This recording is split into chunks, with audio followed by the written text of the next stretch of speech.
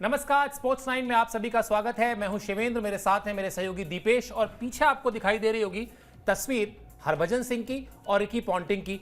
बीच में लिखा हुआ है वर्सेस, यानी भज्जी बनाम पॉन्टिंग। अब तो भज्जी भी नहीं खेलते, पॉन्टिंग भी नहीं खेलते, लेकिन फिर ये वर्सेस है किस बात को लेकर, ये बड़ा दिलचस्प है।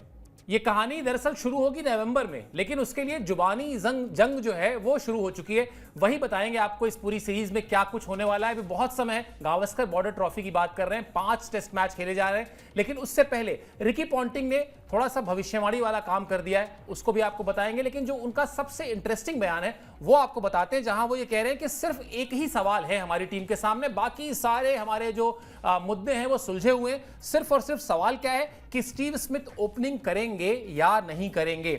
डेविड वार्नर दरअसल संन्यास ले चुके हैं, आप जानते हैं, और डेविड वार्नर के संन्यास लेने के बाद ये प्रश्न बकौल रिकी पॉन्टिंग ऑस्ट्रेलियाई टीम के सामने है कि क्या स्टीव स्मिथ को ओपनिंग करनी चाहिए या नहीं। आपको बता दें, डेविड वार्नर ने इसी साल जनवरी में आखिरी अपना टेस्ट मैच खेला था और उसके बाद उन्होंने टेस्ट क्रिकेट को अलविदा कह दिया था। ऑस्ट्रेलिया का जो दबदबा रहा एक दशक तक टेस्ट क्रिकेट में, उसमें डेविड वार्नर की क्या अहमियत है उस पर भी बात करेंगे। लेकिन सबसे पहले दीपेश, क्या वाकई में सिर्फ एक सवाल है? मतलब ये तो मुझे ताज्जुब करता है। ये तो सिर्फ और सिर्फ ये दिखाई दे रहा है कि माइंड गेम खेलना अभी से शुरू कर दो। हर हफ्ते कोई ना कोई ऑस्ट्रेलिया का एक बड़ा खिलाड़ी कोई ना कोई एक ऐसा स्टेटमेंट दे जो इंडिया में आए और उस पर चर्चा हो। वरना एक इतनी बड़ी सीरीज जिसमें 5 मैच खेलने हैं, जिसमें पिछले 10-12 साल से आपका रिकॉर्ड अच्छा नहीं है, वहां पर आप कह दें कि सिर्फ एक मुद्दा है कि स्टीव स्मिथ ओपनिंग करेंगे या नहीं, सही लगता है? नहीं सर, ये मतलब है, आप सही कह रहे हैं, माइंड गेम्स ही हैं, बट ठीक है, थोड़ा गर्मा गर्मी अभी से शुरू होगी, काफ़ी महीने अभी सीरीज में, लेकिन स्टिल ये चीज़ें अच्छी लगती हैं। बट उनको भी भूलना नहीं चाहिए। 5 टेस्ट मैचों की बात उन्होंने कही कि 5 टेस्ट मैच तक ऑस्ट्रेलिया को झेलना मुश्किल है, या स्टीव स्मिथ वाली बात उन्होंने की। उन्हें एक चीज़ याद रखनी चाहिए कि 2014 की बॉर्डर गावस्कर ट्रॉफी के बाद उनकी टीम ना तो घर में और ना ही हमारे घर में एक भी सीरीज नहीं जीती है। हर बार उनको 2-1 से हार का सामना करना पड़ा है। अभी रिसेंटली जब आई थी तो 2-2 बार कप्तान बदल लिए थे। एक बार पैट कमिंस को कैप्टन बना लिया, फिर स्टीव स्मिथ को कैप्टन बना लिया। उसके बावजूद भी ऑस्ट्रेलिया टीम यहां से हार के गई थी। और एक और चीज पॉन्टिंग को बहुत अच्छे से याद रहनी चाहिए कि अब हमारी जो आर्च राइवल टीम है ना, वो पाकिस्तान नहीं है। अगर हम वर्ल्ड क्रिकेट में किसी टीम को बहुत ज्यादा सीरियस इस टाइम पे ले रहे हैं तो वो ऑस्ट्रेलियाई टीम है।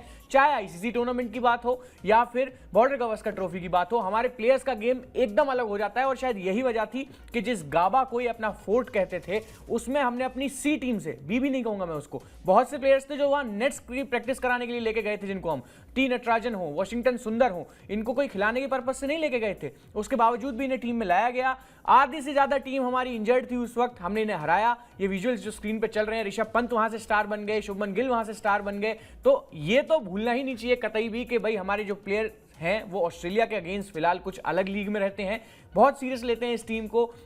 वो एग्रेशन हर किसी में अलग से दिखता है। पूरा जितना भी वो ट्रोलिंग चलती है, एग्रेशन चलता है, वो सब कुछ यहाँ इस सीरीज में आपको बहुत ज्यादा हद तक देखने को मिलेगा। और वो भी जब ऑस्ट्रेलिया में जा रहे हैं तो अंदाजा लगाना बिल्कुल सही होगा। थोड़ी सी माइंड गेम से इन्होंने अभी 1-2 दिन पहले बयान भी दिया था सर कि क्या कहते हैं, इतने स्कोर लाइन होगी, 3-1 से ऑस्ट्रेलिया जीतेगी या ये होगा वो होगा। मैं कतई इस बात से सहमत नहीं हूं। वो ठीक है, उनको जो करना है वो अभी कर रहे हैं, अपनी ओर से माइंड गेम्स खेल रहे हैं, लगातार कुछ बातें करने की कोशिश कर रहे हैं, टीम इंडिया का ध्यान भटकाने की कोशिश कर रहे हैं, लेकिन ऐसा कुछ नहीं होगा सर। इंडियन टीम का गेम जो है वो नेक्स्ट लेवल रहता है जब हम ऑस्ट्रेलिया के अगेंस्ट खेल रहे होते हैं। अब वो पाकिस्तान के अगेंस्ट जो आर्च राइवल्स वाली बात होती है ना, वो बहुत पुरानी हो चुकी है, बहुत पुरानी हो चुकी है। बिल्कुल सही बात है। दो दशक हो गए। अगर हम एग्जैक्ट बात करें, 2004 में जब भारतीय टीम ने पाकिस्तान का दौरा किया, आप 2004 के पहले भारत और पाकिस्तान के क्रिकेट रिकॉर्ड्स निकाल कर देख लीजिए, पाकिस्तान का पलड़ा आपको भारी दिखाई देगा। 2004 के बाद निकाल कर देख लीजिए, आपको भारतीय टीम का पलड़ा बहुत अच्छी तरह से भारी दिखाई देगा। तो वो तो वाकई जो हम कहते थे ना चीर प्रतिद्वंदी, वो अब रहे नहीं, अब ऑस्ट्रेलिया है नंबर 1। दूसरी चीज जो दीपेश अभी कह रहे थे कि स्कोर लाइन प्रेडिक्ट की है रिकी पॉन्टिंग ने, उस पर भी बात करेंगे इसी शो में कि आखिर वो जो स्कोर लाइन वो बता रहे हैं वो स्कोर लाइन है क्या, और क्या वाकई वो प्रैक्टिकल लगती है। लेकिन असल में 2 टीमें ऐसी रही दीपेश जो मतलब जितना भी अगर हम थोड़ा सा हिस्ट्री में जाएंगे, वेस्ट इंडीज की टीम का जब दबदबा था ना, उन्होंने अपने वो ऊपर अपना डेजमंड हेंस और गॉर्डन ग्रीनिच की बल्लेबाजी, और इधर फिर नीचे जो है उनके एकदम तेज तर्रार गेंदबाज जो डरा के मैच जीता करते थे। ऑस्ट्रेलिया के दबदबे में उनके खेल के साथ साथ उनका जो माइंड गेम था, जो जुबानी जंग थी, वो बड़ी खूबसूरत तरीके से लड़ते थे। और बिल्कुल ये सोच के लड़ते थे कि हमको सामने वाली टीम को बिल्कुल हराने के लिए ना एकदम मसल देना है, कुचल देना है, मतलब ये कर देना है, कोई मर्सीलेस क्रिकेट जिसको कहते हैं। सौरव गांगुली ने इसको बदला था। सौरव गांगुली लेकर जब टीम गए, उन्होंने कहा नहीं, अगर ये एक बोले तो तुम 4 बोलो। यही वजह है कि पार्थिव पटेल जो है वो स्टीव वॉक को भी स्लेज कर रहे थे। तो खैर ये तो अलग बात हो गई। अब बताते हैं आपको कि रिकी पॉन्टिंग, जो हम कह रहे हैं कि रिकी पॉन्टिंग को वो नहीं दिख रहा है, क्या नहीं दिख रहा है। अभी वो कह रहे हैं ना स्टीवन स्मिथ की बात कि ओपनिंग करनी चाहिए या नहीं करनी चाहिए, सिर्फ यही एक सवाल है। स्टीवन स्मिथ ने किया क्या है बतौर ओपनर, ये बहुत बड़ा चिंता का विषय है, जो शायद जिसकी तरफ से अभी फिलहाल रिकी पॉन्टिंग ने आंखें मूंद रखी हैं। न्यूजीलैंड के खिलाफ सीरीज में बतौर ओपनर खेले थे स्टीव स्मिथ। न्यूजीलैंड के खिलाफ सीरीज मार्च में ही अभी खेली गई थी। बतौर ओपनर 4 पारियों में सिर्फ 51 रन बना पाए थे स्टीव स्मिथ। और बतौर ओपनर स्टीवन स्मिथ, जो वर्ल्ड के टॉप 3 बल्लेबाजों में गिने जाते हैं, उनका जो औसत है वो बहुत ही ज्यादा खराब है। अब तक 8 पारियां उन्होंने खेली हैं और उसमें जो उनका औसत है वो 28.50 यानी 28.50 का है। इस एक परेशानी को आप कितनी बड़ी परेशानी मानते हैं, खासतौर पर यह जानते हुए कि ओपनर का इंपॉर्टेंस क्या होता है क्रिकेट में अक्रॉस ऑल द फॉर्मेट्स? वो भी जब आपको फेस करना पड़े पहले ही ओवर से जसप्रीत बुमराह जैसे गेंदबाज को बड़े डरते हैं ऑस्ट्रेलिया प्लेयर्स जसप्रीत बुमराह से। और सर एक और चीज है ना, यहां से सिर्फ स्टीव स्मिथ के ओपनिंग की बात नहीं है, वो खुद को ओपनर बना के, ओपनर तो मतलब जो ओपनिंग है वो तो खराब कर ही रहे हैं, रन नहीं बना रहे, लेकिन जो 4 नंबर का सबसे मेन पॉइंट था जहां स्टीव स्मिथ रन स्कोर करते थे, मानस लाबुशेन के साथ बहुत बड़ी बड़ी पार्टनरशिप्स करते थे, वहां भी अब उनके जैसा सेटल बल्लेबाज नहीं है। फिर चाहे उनको कैमरन ग्रीन को ऊपर खिलाना पड़े या किसी और को लाना पड़े, बल्लेबाजी ऑर्डर डिस्टर्ब होगा। तो हमारे पास आज की डेट में बहुत सारे रिप्लेसमेंट हैं। हमारे कोहली उस सीरीज से आ गए थे, ओपनिंग में हमारे पास बहुत ऑप्शंस नहीं थे। शुभमन गिल को हमने नया नया उस सीरीज में उतारा था, बहुत कुछ हमने कर लिया था। विकेट कीपर के तौर पे आज अगर ऋषभ पंत थोड़ा सा इक्का दुक्का होता है तो ध्रुव जुरेल को हमने बना लिया है। बहुत से ऐसे प्लेयर्स हैं जिसके लिए सर लगातार आप राहुल द्रविड़ को क्रेडिट देते भी रहते हैं कि हमारे पास एक प्लेयर के फिलहाल 10 रिप्लेसमेंट और 10 ही चलने वाले हैं। और फिर जब बात ऑस्ट्रेलिया की आती है तो भाई इनका 10 गुना और ज्यादा गेम बढ़ जाता है। तो ये चीजें थोड़ी हैं, उनको थोड़ा सा इसमें झांक के देखना होगा। खाली यूं कह देना कि हमारी टीम में तो बस एक समस्या है कि डेविड वार्नर नहीं है, अब स्टीव स्मिथ ओपन करने आएंगे तो 4 नंबर कौन खेलेगा, वैसा सेटल बल्लेबाज क्या है कोई ऑस्ट्रेलिया के पास? मैं पूछना चाहता हूं। विराट कोहली नहीं थे, हमने पंत को वो दे दिया, अजिंक्य रहाणे ऊपर खेलने आए तो उन्होंने शतक कर दिया मेलबर्न में। 36 पे ऑल आउट होने के बाद हमारी टीम ने वो सीरीज जीती थी, पूरी दुनिया भर में ट्रोल होने के बाद। तो इससे अंदाजा लगाना चाहिए। और जबकि ऑस्ट्रेलियाई टीम उस वक्त भी पूरी पैक्ड थी, उस्मान ख्वाजा थे, डेविड वार्नर थे, ये ट्रेविस हेड थे जो आज की डेट में बहुत बड़े स्टार हैं इंडिया के अगेंस्ट। उसी सीरीज में स्टीव स्मिथ थे, मानस लाबुशेन थे, पूरा गेंदबाजी लाइनअप उनका था, मिचेल स्टार्क थे, जॉश हेजलवुड थे। हमारे कौन थे? हनुमा विहारी पूरे टाइम अपने बॉडी पे वार झेलते रहे, लगातार गेंदें उनको लगी, बाउंसर्स पड़ी, अश्विन ने ड्रॉ करा दिया टेस्ट। तो इससे सर मैं ये यहां नहीं कह रहा हूं कि अश्विन बहुत बड़े बल्लेबाज हैं या फिर उनका ऐसे कर सकते हैं वो काम, नहीं। यहां सीधी सी बात यह है कि ऑस्ट्रेलियन टीम के अगेंस्ट ईगो पे लेते हैं हमारे प्लेयर्स, वो बात देखनी पड़ती है कि नहीं भाई इनको हराना है। और जो अभी आपने वो एग्रेशन की वो स्लेजिंग की बात की ना सर, हर चीज का फिलहाल अब मुंह तोड़ जवाब दिया जाता है। सौरव गांगुली ने शुरू किया था, विराट अलग नेक्स्ट लेवल पे उसको लेके गए कि भाई मैं यहाँ किसी की रिस्पेक्ट अर्न करने नहीं आया हूं, मेरा काम क्रिकेट खेलना है, मैं वो खेलता हूं। और ऑस्ट्रेलियंस के साथ रिस्पेक्ट वाली बात होनी भी नहीं चाहिए। जब जैसा कोई आपसे सामने से बात कर रहा है आपको बिल्कुल उसी भाषा में जवाब देना चाहिए। और इंटरेस्टिंग तो सर कितनी होती है, टिम पेन और ऋषभ पंत की जो वो सारी बातचीत स्टंप माइक में जो रिकॉर्ड हुई थी, कितनी सारी चीज थी। उन्होंने उधर से बेबी सीट बोला तो इन्होंने टेम्पररी कैप्टन बोल दिया। ऑस्ट्रेलियन सीरीज है, मजा आता है। और इसीलिए शायद अभी टाइम काफी है, लेकिन अभी से ही रिकी पॉन्टिंग जैसे बड़े बड़े दिग्गजों ने भी इस सीरीज का माहौल बनाना शुरू कर दिया है। बिल्कुल। और मुझे तो याद है वो मंकी गेट वाला पूरा एपिसोड दीपेश, और उसके बाद सिडनी में जो टेस्ट मैच हम खेल रहे थे, माइकल क्लार्क ने एक ओवर में 3 विकेटें निकाल दी थी, भारत वो मैच हार गया था। और उस पूरे के पूरे प्रकरण को मैं आज भी कहता हूं कि वो सिर्फ और सिर्फ स्लेजिंग और दर्शकों का जो दबाव था वो भारतीय टीम नहीं झेल पाई। अब भारतीय टीम वो नहीं है, वो जो आप बात कह रहे हैं ना कि अब भारतीय टीम वहां इसलिए नहीं जाती कि हम बहुत कोई वही बात है कि बहुत हमारी तारीफ होगी, वाहवाही होगी कि बहुत ही जेंटलमैन्स है। कोई जेंटलमैन्स नहीं है, हम जीतने आए हैं और जीत कर ही जाएंगे। वो एरा भी खत्म हो गया। उस मंकी गेट एपिसोड के बाद मुझे याद है बहुत rarest of the rare press conference हुई होंगी आज तक भारतीय क्रिकेट के इतिहास में, मैं बता रहा हूं, जब किसी खिलाड़ी के लिए ताली बजी हो। एक 2011 में क्वार्टर फाइनल के बाद युवराज सिंह के लिए मैंने ताली बजते सुना था जब वो जिताकर आए थे। और दूसरा मंकी गेट एपिसोड के बाद जब अनिल कुंबले आए, अनिल कुंबले ने एक स्टेटमेंट दिया था, मुझे वो अभी तक एग्जैक्ट स्टेटमेंट याद है। उन्होंने कहा था, I think only one team has played in the right spirit of the game. ताली बजी थी उनके लिए, क्योंकि मंकी गेट एपिसोड हम सबको पता है क्या हुआ। तो भारत और ऑस्ट्रेलिया अब वही बात हो चुकी है जैसे मेरे दशक में या मुझसे थोड़ा सा पहले तक ये था कि कहीं हार जाओ दुनिया में, पाकिस्तान से मत हारना। हाँ। अब वो पूरा का पूरा चेंज हो चुका है सिनेरियो। अब सिनेरियो है कहीं हार जाओ, पाकिस्तान से तो वैसे ही नहीं हारोगे ठीक है, और कहीं हार जाओ ऑस्ट्रेलिया से मत हारना। तो ये जो एक ट्रांजिशन हुआ है, उस ट्रांजिशन की वजह से भी ये जो माइंड गेम है और ये जो ये जुबानी जंग होती है ना, ये शुरू हो जाती है। और मुझे लगता है जो आपने नंबर 1 के बाद ये सवाल उठाया कि अगर नंबर 1 पे स्टीवन स्मिथ तो नंबर 4 पे कौन, मुझे नहीं पता। ऐसा कोई रूल तो है नहीं कि एक बल्लेबाज 2 बार बैटिंग कर लेगा। अभी तक तो आईसीसी ने ऐसा कोई नियम बनाया नहीं। तो फिर रिकी पॉन्टिंग को सोचना चाहिए कि ये छोटा मोटा कोई मुद्दा नहीं है, ये बहुत बड़ा मुद्दा है जिसको वो कह रहे हैं ना कि सिर्फ एक, ये हो सकता है उनका जो एक सिर्फ एक सवाल है यही बहुत बड़ा सवाल हो। अब हम आते हैं डेविड वार्नर पर। डेविड वार्नर की बात करते हैं कि वो क्या थे इस टीम के लिए और क्यों आखिर उनका रिप्लेसमेंट बहुत मुश्किल से अब मिलने वाला है। कहानी ऐसी है जी कि बहुत कम, एक और चीज बड़ी इंटरेस्टिंग है दीपेश, आप बड़े बड़े ओपनर्स को देखिए और उनका स्टार्ट्स निकाल के देखिए कि उन्होंने अपने करियर में कितने टेस्ट मैच खेले और उसमें से बतौर ओपनर कितने टेस्ट मैच खेले। आपको बहुत कम बल्लेबाज ऐसे मिलेंगे जिन्होंने सारे के सारे मैच अपने करियर में जितने के जितने खेले हैं सारे ओपनर ही खेले हैं। डेविड वार्नर उनमें से एक बैट्समैन है, 112 टेस्ट मैच खेले और 112 के 112 टेस्ट मैच उन्होंने बतौर ओपनर ही खेले हैं। 8,747 यानी 8,747 उनके रन्स हैं, 26 शतक हैं और इसमें उन्होंने 4 शतक भारत के खिलाफ लगाए हैं और वो नहीं है। तो अब मतलब वो स्टीव स्मिथ वाला प्रॉब्लम तो है ही है, डेविड वार्नर का रिप्लेसमेंट भी नहीं है और अभी बहुत कम महीने बीते हैं। रिकी पॉन्टिंग को वो शायद जो छोटी समस्या दिख रही है वो बहुत बड़ी समस्या है। बहुत बड़ी समस्या है सर। मैं बार बार एक ही बात कह रहा हूँ, यहाँ सिर्फ बात डेविड वार्नर की नहीं है, बात पूरे टीम का जो टॉप ऑर्डर में आपको बदलाव उससे करने पड़ेंगे ना। और ऑस्ट्रेलिया में आके फिलहाल की डेट में कोई भी टीम अगर जाती है उसका आधा कॉन्फिडेंस वहीं लूज हो जाता है कि हम ऑस्ट्रेलिया से ऑस्ट्रेलिया में खेल रहे हैं। वो क्रिकेट को जिस तरीके से सीरियसली लेते हैं, फिर वो दर्शकों वाली जो आपने बात की, इंडियन टीम के साथ कुछ ऐसा सीन है, पता नहीं क्या तो होता है कि वो मैदान में हेडफोन लगा के उतारते हैं अपने कान में, कुछ ना कुछ वैसा करते हैं कि उनको बाहर की कोई नॉइज समझ में नहीं आती है। जो है जितना कुछ है वो सामने वाली टीम से लड़ते हैं। और अगेंस्ट ऑस्ट्रेलिया तो सर कितने आप मौके गिन लीजिए, आपने तो कितनी ही सीरीज कवर करी होंगी। अब से कोलकाता टेस्ट आप ले लीजिए या फिर अभी ऑस्ट्रेलिया में जो आपने मंकी गेट्स स्कैंडल की बात करी, पिछले कुछ समय में कितनी सारी चीजें हुई। सचिन तेंदुलकर की वो इनिंग जिसमें एक भी कवर ड्राइव नहीं मारी, 248 रन बना डाले।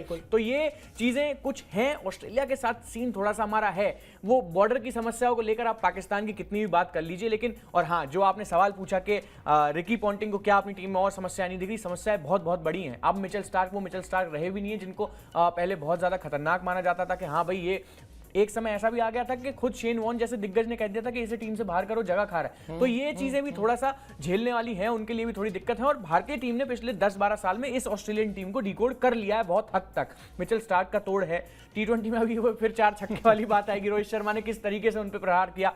फिर आप जॉर्ज हेजलवुड हैं, गेंदबाज अच्छे हैं, सारे बहुत कंप्लीट हैं, लेकिन ये बात याद रखनी चाहिए उन्हें भी कि हमारी ये तो फिर भी ए टीम खेलने आएगी आपका गेम्स 5 मैचों की टेस्ट सीरीज, हमारी सी टीम ने, बी भी नहीं कहूंगा मैं उसको, जिसमें कोई नहीं था। अगर आप ऊपर से गिनना सर शुरू करें, शुभमन गिल की पहली सीरीज थी, उनके साथ रोहित शर्मा थे, वो टेस्ट में उस वक्त इतना कुछ खास कर नहीं रहे थे, इंजर्ड होकर वहां पहुंचे थे। 3 नंबर पे हमारे पास चेतेश्वर पुजारा थे, पूरी सीरीज उनकी बॉल खाने में ही निकल गई। आप देखेंगे लगातार उनके शरीर पर कितने वार हुए, पर वो डिफेंसिव है, उनका ऐसा कुछ नहीं है कि वो एग्रेशन दिखाएंगे, वो खड़े रहेंगे। लेकिन चेतेश्वर पुजारा भी ऑस्ट्रेलिया के अगेंस्ट अलग चेतेश्वर पुजारा हो जाते थे।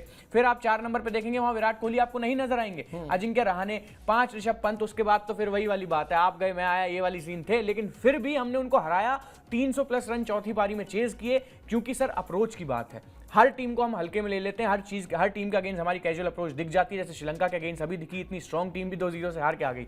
लेकिन ऑस्ट्रेलिया को हम एक मतलब मैं ये कहता हूं कि एक पिन पॉइंट पे भी हम अपना मैच छोड़ के राजी नहीं होते ऑस्ट्रेलिया के अगेंस्ट। और शायद इसी वजह से 36 पे ऑल आउट होने के बावजूद भी एक बड़ी इंपॉर्टेंट सीरीज जिसको हम 4-0 से हार जाते, उसे हमने 2-1 से अपने नाम किया।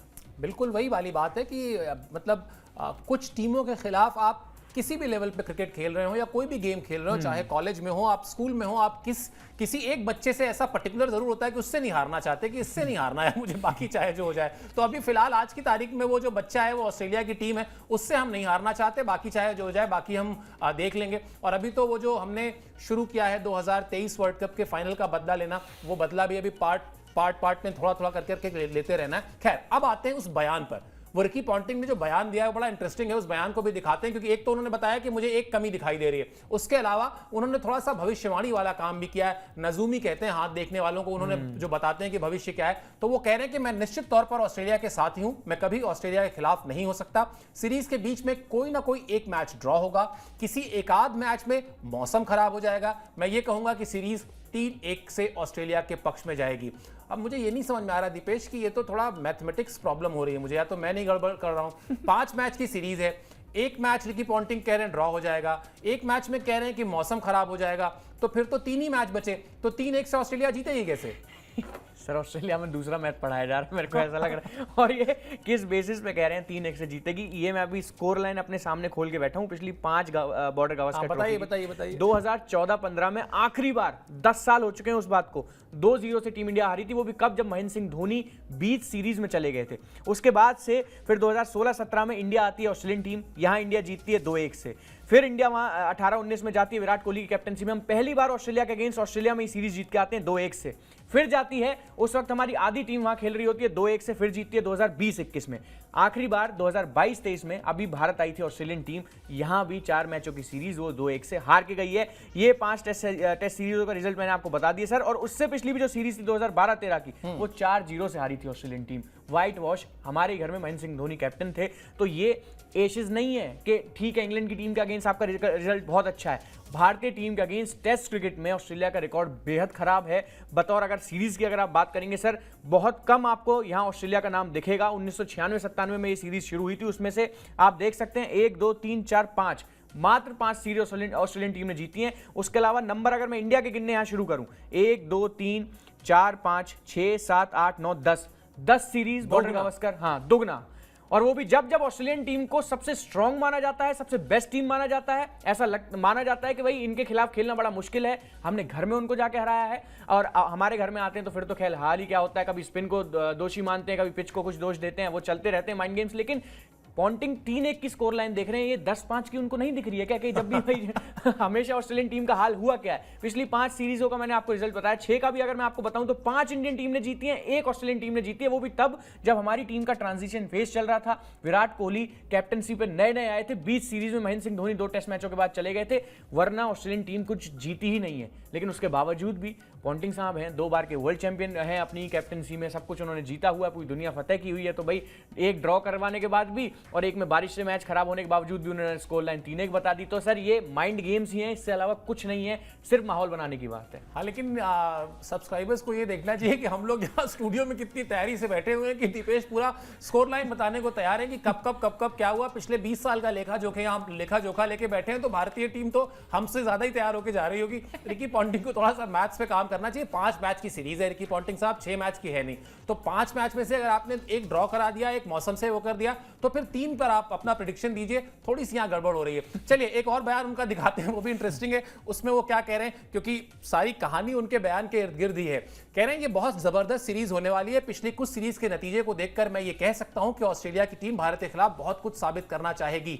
इस सीरीज का एक और अहम पहलू यह है कि इसमें 5 मैच खेले जाएंगे। पिछली कुछ सीरीज से 4 टेस्ट मैच ही खेले गए थे। 5 मैच सोचकर ही हर कोई उत्साहित है और मुझे नहीं लगता कि इसमें बहुत से मैच ड्रॉ होंगे। तो एक मैच के ड्रॉ का प्रेडिक्शन उन्होंने किया है, बाकी कह रहे हैं कि बहुत ज्यादा मैच ड्रॉ नहीं होंगे। और वैसे भी अब जिस तरह की पिचेस वर्ल्ड वाइड बनाई जाती हैं, टेस्ट मैचेस में जो अप्रोच हो गया है बड़ी टीमों का, वो जीतने का हो गया है। वो अप्रोच अब रहा भी नहीं कि हमको मैच ड्रॉ कराना है। और सबसे बड़ी बात दीपेश ये भी है कि अब ड्रॉ कराने के लिए कोई भी टीम इसलिए भी नहीं सोचती क्योंकि अब आपको वर्ल्ड टेस्ट चैंपियनशिप के फाइनल में अगर जगह बनानी है तो आपको मैचेस जीतने होंगे, ड्रॉ करने से काम नहीं चलेगा। और भारतीय टीम के लिए कहीं ना कहीं अगर लगातार तीसरी बार उसको वर्ल्ड टेस्ट चैंपियनशिप के फाइनल में पहुंचना है, जो कारनामा अभी तक किसी टीम ने नहीं किया है। अगर वो दूसरी बार भी पहुंची थी तो वो इकलौती टीम है, लेकिन तीसरी बार पहुंचने का कारनामा अगर करना है तो उसके लिए बहुत इंपॉर्टेंट सीरीज है। उसको सिर्फ अपने वही वाली बात जो आपने कही, हेडफोन लगा के प्रैक्टिस करो, सुनो ही मत कि रिकी पॉन्टिंग क्या कह रहे हैं या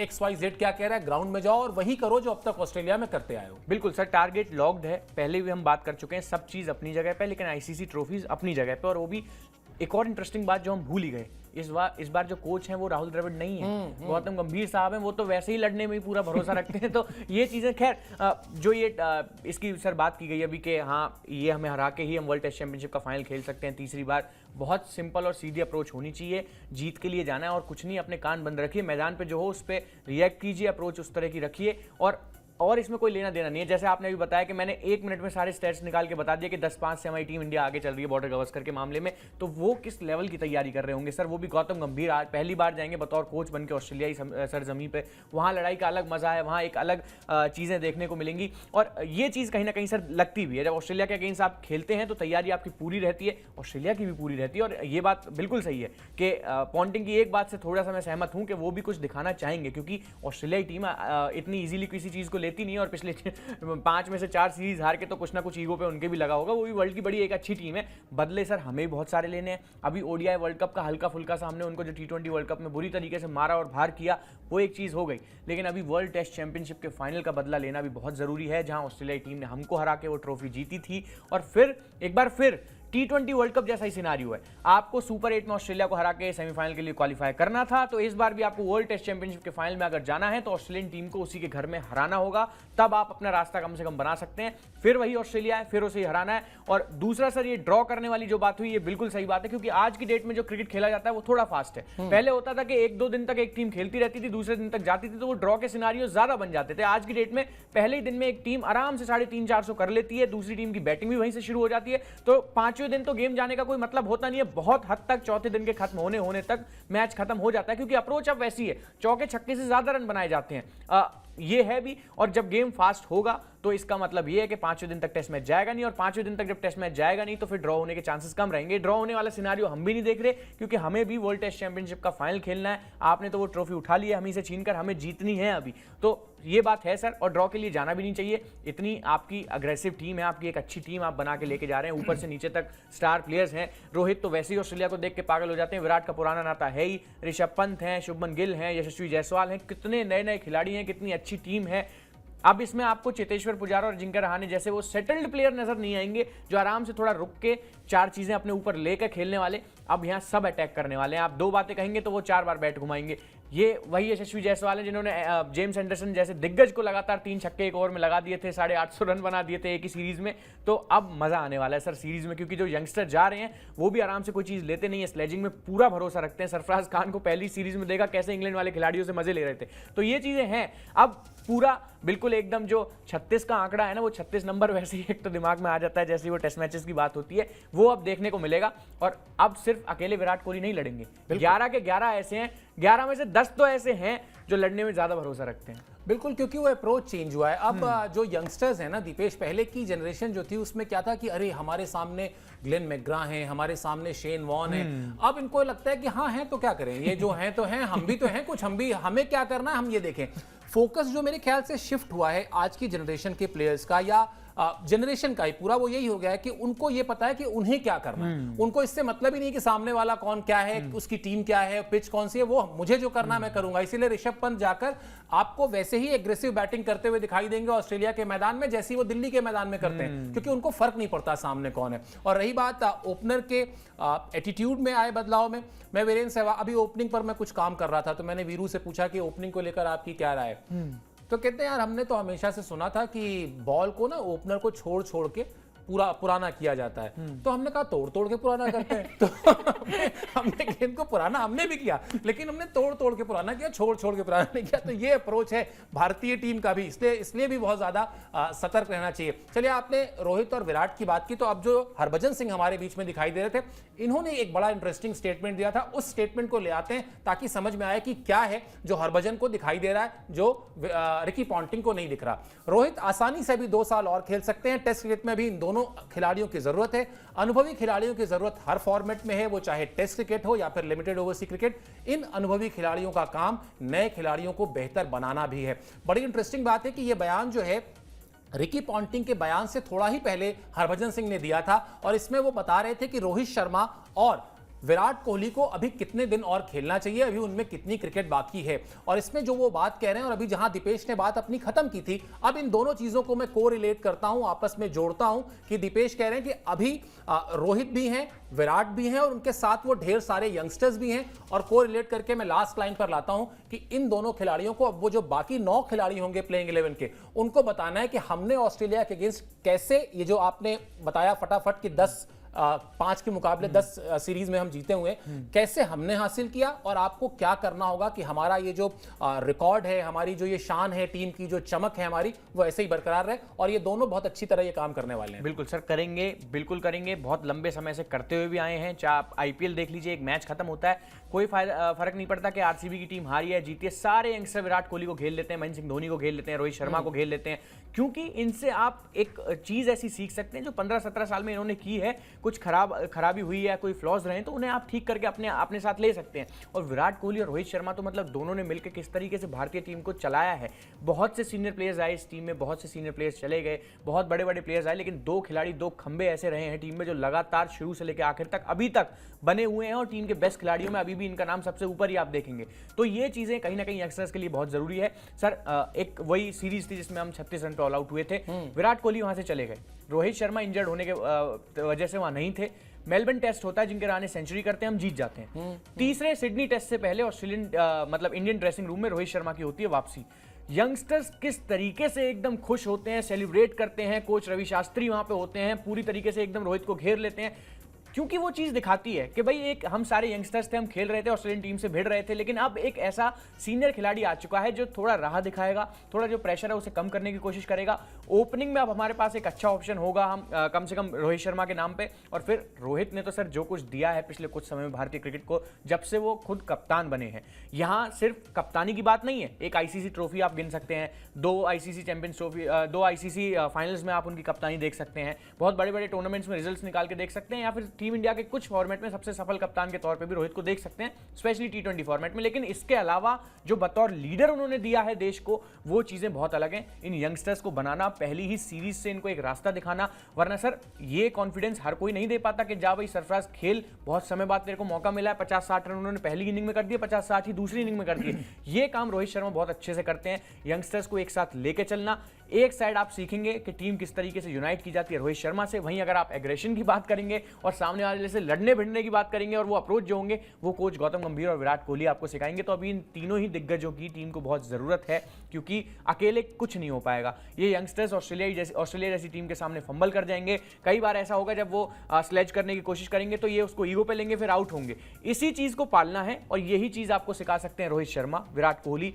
ऋषभ पंत भी बहुत हद तक यंगस्टर हैं, लेकिन उन्होंने बहुत छोटे से समय में बहुत बड़ी दुनिया देख ली है, सब कुछ देख लिया सर, मौत को छू के वापस आ चुके हैं, तो बहुत सी चीजें उन्होंने देख ली हैं जो वो समझा सकते हैं। जसप्रीत बुमराह हो गए, इन्होंने काफी बड़ी बड़ी सीरीजें खेली हैं, इनकी उम्र बहुत ज्यादा नहीं है, लेकिन महेंद्र सिंह धोनी के वजन को उठाना जो गए थे, वो मैं जो लगातार बात करता हूं, big shoes to fill, Rishabh Pant ने बहुत छोटी सी उम्र में वो प्रेशर ले लिया था, अब वो बन चुके हैं। तो ये कुछ खिलाड़ी हैं जो शुभमन गिल को बनाएंगे स्टार, यशस्वी जायसवाल को बनाएंगे, या फिर आपके जितने भी बड़े बड़े या ध्रुव जुरेल हैं, या जितने भी यंगस्टर्स हैं, उन्हें राह दिखाने का काम अगले 2-4 साल तक रोहित शर्मा और विराट कोहली को करना है। और इसीलिए शायद हरभजन सिंह कह भी रहे हैं कि सिर्फ टीम में बतौर स्टार खिलाड़ी इनका होना जरूरी नहीं है, कई बार रास्ता दिखाने के लिए टीम को अगले 10 साल के लिए तैयार करने के लिए भी आपको ऐसे सीनियर प्लेयर्स टीम में चाहिए होते हैं। बिल्कुल, और आप ये कहावत कही जाती है ना, कई बार एक तस्वीर कई शब्दों को बयान करती है, तो मैं इसको उलट दूं, दीपेश अभी जितना बोल रहे थे मुझे सिर्फ एक तस्वीर याद आ रही थी। सौरव गांगुली के कुछ आप मैचेस देखिएगा दीपेश, जब भारतीय टीम जीतती थी, दादा ऐसे दोनों हाथ फैला के मतलब ग्राउंड में घुसते थे, और पूरी की पूरी टीम, मतलब वो जो 10-11 प्लेयर हैं वो आते थे, और वो जो बाहों में अपने भरते थे ना, वो मतलब ऐसा विजुअल होता था जैसे लगता था कोई बड़ा भाई जो है वो आ गया है, और वो सबको, या अगर आप देखें ये जो ट्रेडिशन शुरू हुआ कि मैच में उतरने के बाद जो पूरी टीम एक साथ एक गोले में जुटती है और आपस में बातचीत करती है, वो भी सौरव गांगुली के समय से ही शुरू हुआ था। तो ये सारी चीजें, और आप जिस पर हम बात भी कर रहे थे कि आखिर रोहित शर्मा या विराट कोहली अब सिर्फ वो अपने एक 48 शतक पर हैं, दूसरे 80 शतक पर हैं, दोनों एक के पास 20,000 रन हैं, ये सिर्फ अपने रन के लिए अब नहीं खेलते, अब इनको एक दूसरा विराट कोहली भी बनाना है, एक दूसरा रोहित शर्मा भी बनाना है, और बड़ा चैलेंज ये है कि अपने से थोड़ा सा और बेहतर बनाना है ताकि भारतीय क्रिकेट और आगे जाए। यही शायद हरभजन सिंह चाहते भी हैं, और यही शायद हरभजन सिंह कह भी रहे हैं। हाँ, रिकी पॉन्टिंग जो कह रहे हैं उसका हमने आपको बता दिया कि ऑस्ट्रेलिया में शायद दीपेश कह रहे हैं कोई दूसरी मैथ्स वहां पढ़ाई जा रही है, ये अभी हम लोग चेक करेंगे और कोशिश करेंगे, अगर उसमें कुछ पता चले तो फिर वो आपके साथ साझा करें। सर एक चीज और, हाँ, बॉर्डर गवस्कर सीरीज है, आपने बहुत सारी देख ली होंगी, शुरू से आपने कब से देखी होगी जी। कोई एक फेवरेट मोमेंट, चाहे वो सचिन तेंदुलकर का ही हो या अभी जो गाबा टेस्ट हुआ या फिर वो कोलकाता टेस्ट जिसकी बहुत बात की जाती है, एक कोई ऐसा मोमेंट जो सारी, इसमें वैसे तो बहुत सारे हैं, आप एक चुनना बहुत आपके लिए मुश्किल होगा, लेकिन स्टिल इतना टाइम में कोई एक मोमेंट ऐसा और जिसे आप बता सके कि हाँ भाई वो ऐसा मोमेंट था जब मेरे को खुद अपने कंट्री पे प्राउड हुआ कि हमने ऑस्ट्रेलिया के अगेंस्ट ऐसा कुछ करके दिखाया। उसी सीरीज में मंकी गेट एपिसोड होने के बाद पर्थ में मैच था, और पर्थ की विकेट अगर आप हिस्टोरिकल उठा के देखेंगे तो कहा जाता था कि इंडिया पर्थ में तो मतलब बाहर ही है, सोचो ही मत। उस विकेट पर भारत ने मैच जीता था, और उस विकेट पर भारत ने मैच जीता जिसमें स्टार इरफान पठान जैसे खिलाड़ी थे जिन्होंने बॉलिंग ही नहीं की थी, बैटिंग में भी कंट्रीब्यूट किया था। वहां पर मतलब जो फाइट थी, जो वो हालत ये थी कि अनिल कुंबले और आरपी सिंह बैटिंग कर रहे हैं और वो ऑस्ट्रेलिया को इतना इंच भी नहीं दे रहे हैं। ठीक है, वो उसी सीरीज की बात है जब शॉन टेट वाला किस्सा जो मैं आपको बताता हूं, बता देते हैं आज। रिकी पॉन्टिंग, शॉन टेट जो है उस वक्त दुनिया के सबसे तेज गेंदबाज थे। बिल्कुल। होता यह था कि प्रेस कॉन्फ्रेंस होती थी दोनों टीमों की, भारत की प्रेस कॉन्फ्रेंस थी, उस प्रेस कॉन्फ्रेंस के तुरंत बाद ऑस्ट्रेलिया की प्रेस कॉन्फ्रेंस थी। भारत की तरफ से प्रेस कॉन्फ्रेंस में अनिल कुंबले और आरपी सिंह आए थे।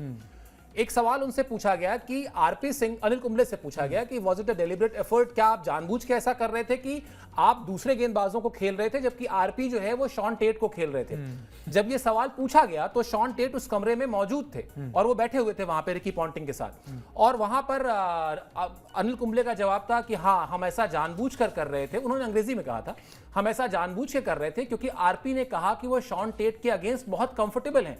अब आप सोच कर देखिए कि दुनिया के सबसे तेज गेंदबाज की हैसियत से उसी कमरे में बैठे शॉन टेट पर क्या बीती होगी। चले गए थे छोड़ के क्रिकेट कुछ साल के लिए, आज तक लोगों को शायद नहीं पता कि उन्होंने क्रिकेट छोड़ी क्यों थी, ये कहानी थी उसके पीछे। वहां से जब वो निकले ना, उनको समझ में नहीं आया कि यार ये मतलब 10वें 11वें नंबर बल्लेबाज कह रहा है कि मेरे अगेंस्ट वो कंफर्टेबल है। और उसके बाद फिर इंडिया ने जीता, और वहां सोचिए हम लोगों ने शैंपेन खोली ग्राउंड में, मतलब हम लोग गए, मीडिया ने, जब हम लोग जितने भी लोग गए थे जर्नलिस्ट के तौर पे, हमने जाके एमवी श्रीधर बेचारे रहे नहीं, अब हैदराबाद के बड़े कमाल के बल्लेबाज थे, मेरे ख्याल से 20-21 उनकी भी फर्स्ट क्लास में सेंचुरीज हैं। एमवी श्रीधर होते थे मैनेजर, हम लोग गए, हमने उनसे रिक्वेस्ट की, पूरी टीम आई, टीम ने शैंपेन खोली, हम लोगों ने सेलिब्रेट किया, तिरंगा ले लेके हम लोगों ने फोटो खिंचाई। तो ऑस्ट्रेलिया के खिलाफ सही कहा आपने कि बहुत सारे ऐसे मोमेंट हैं जब हमको मतलब लगता है कि ये कभी नहीं भूलेगा। लेकिन हाँ, पर्थ टेस्ट में वो जीत थी क्योंकि पर्थ बीइंग पर्थ और दूसरा मंकी गेट के तुरंत बाद मिली थी। तो वो मुझे लगता है कि शायद मेरे अपने क्रिकेट जर्नलिज्म के करियर में एक सबसे हिस्टोरिकल मोमेंट रहा कवर करने के लिए। चलिए खैर, कहानी किस्से चलते रहेंगे, कुछ और कहानी किस्से इस तरह से आपके लिए लाते भी रहेंगे। बहरहाल इस सीरीज में भी बहुत समय, लेकिन सीरीज का ये जो प्लेटफॉर्म सेट हो रहा है ना, वो आप मिस नहीं करेंगे अगर आप स्पोर्ट्स 9 को सब्सक्राइब कर लेंगे, क्योंकि हर अपडेट हम आपको पहुंचाते रहेंगे अपने स्टूडियो से, अपने वीडियोस के जरिए, अपने शॉर्ट्स के जरिए। आप अभी हमसे जुड़े, इसके लिए बहुत बहुत शुक्रिया और आभार।